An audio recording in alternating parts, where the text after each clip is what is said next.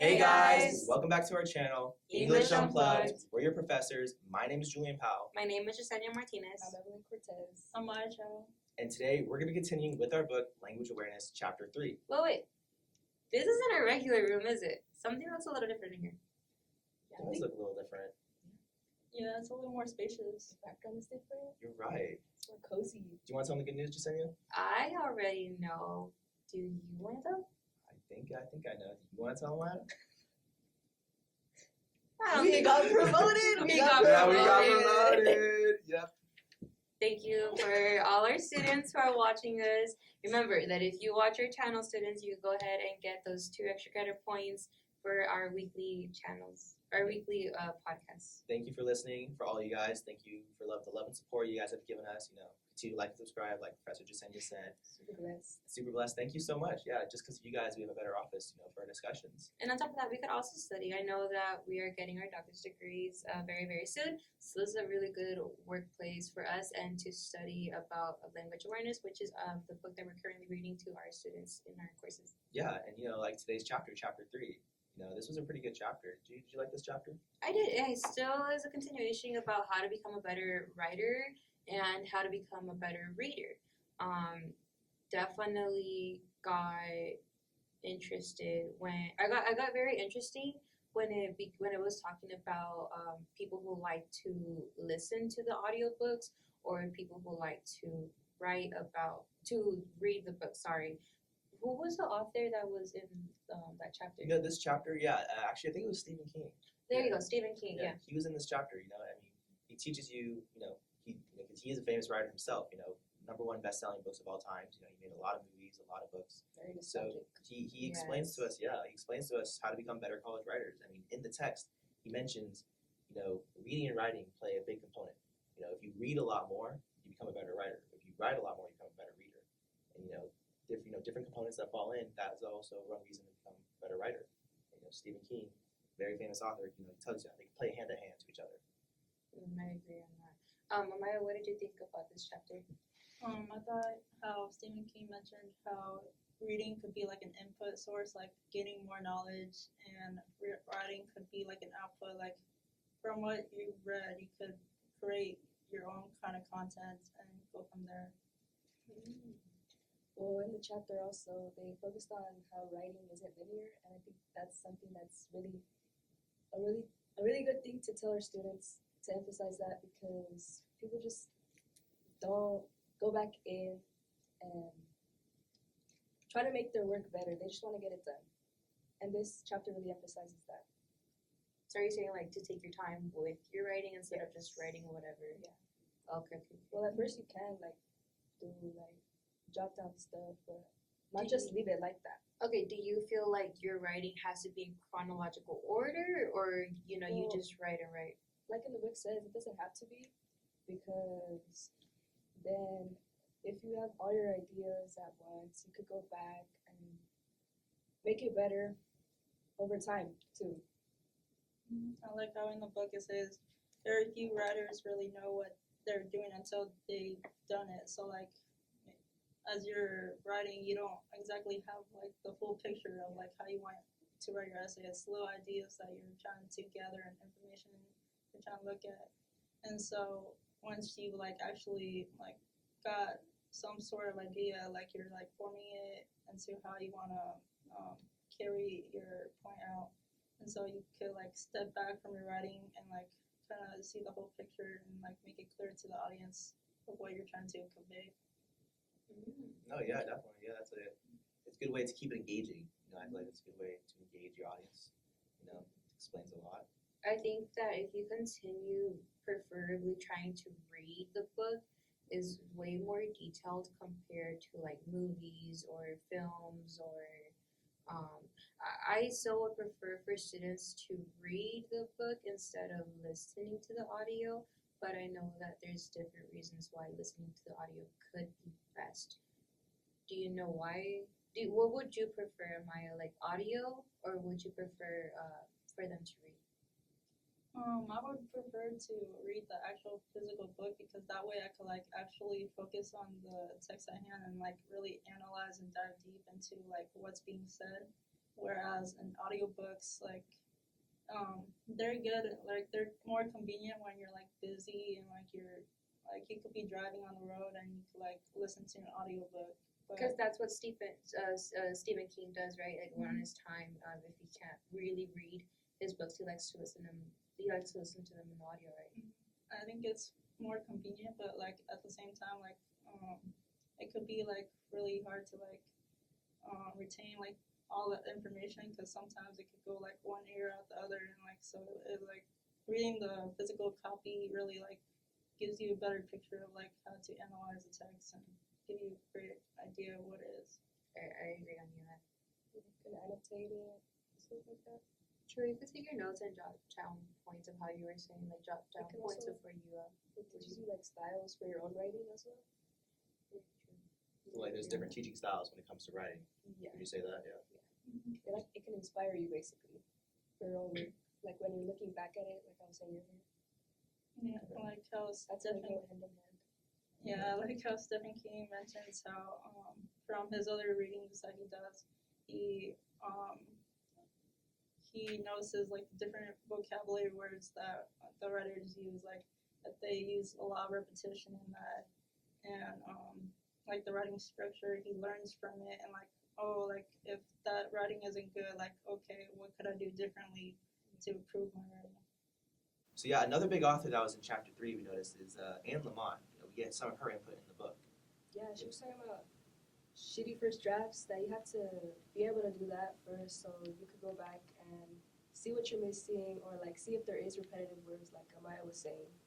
Yeah, like how she said, very few writers really know what they're doing until they've done it. So like making revisions, adding on ideas, like it's kind of like how writing process is like in a way like making pottery. Like you take a clump of clay and then you like have to redefine it into like a mold or a shape that you want it or how you want to purpose it as a like you want to make a base to like marry it or like or to make it practical.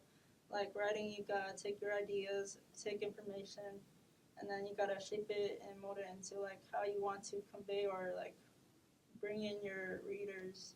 Yeah, and I think that's why a lot of writers keep all their like rough drafts or anything, and they'll just like go look at their old notes to see like, okay, let me change this, let me change that, or like this is good, let me get this idea. That way, their writing just what's it called? I don't want to say increase. What's the word? Like it just becomes better.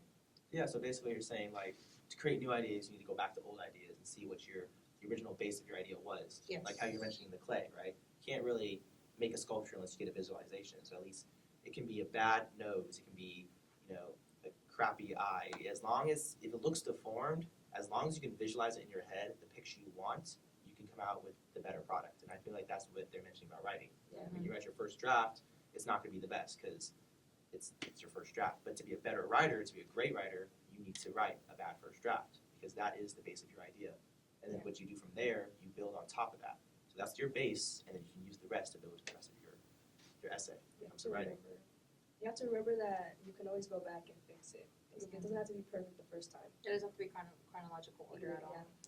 Yep. No. I mean, look at movies, right? They most of them they film the ending first before they even start the beginning.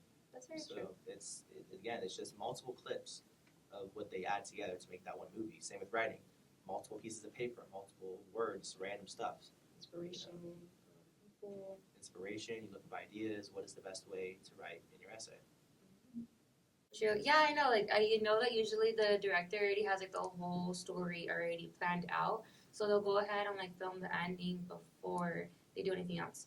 But when it comes to reading the books, you notice that they're like more detailed and very like descriptive with what they say. They have 'Cause to be. They have to be, because I mean, in movies it's different. The movies are already they're filming it. They're gonna visually like obviously movies are visual. So you just see You have to. you just see In the books? book the movie. Yeah. Yeah, but like in books, you have to like imagine it yourself, because you know how like I don't know if it happened to you guys before, like in high school, like I'll just read. You're reading it, but you're not thinking of it, and you're not like imagining what the book is about. It has to be descriptive as possible, or else nobody's gonna be engaged. Yeah. Yeah, because have you noticed like when movies are like an hour 30, and then like the Harry Potter books are like this big? That's because like they're very detailed on it. Yeah, like Yeah. like they're pretty descriptive. You know, with movies, we already see the product that they made for us. Yeah. While with books, it's like Evan was saying, it's very descriptive. You know, we're kind of in a way we're a capsule to the book. Like how would you say that? I would say also not only like the book itself, but since the chapter is talking about how to better your writing, you can also take away from that. So would you say like while reading books, since it's because it's more descriptive, you're kind of experiencing the author's thoughts?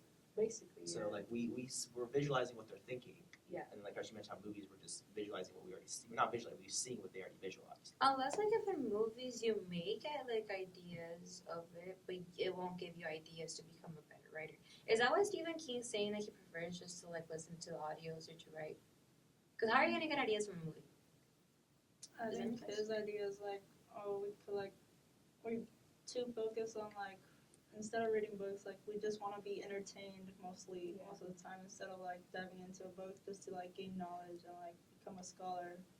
So, but I would say that like in writing a novel, it's more like using vivid verbs or adjectives to like really paint a picture in your mind, in the reader's mind.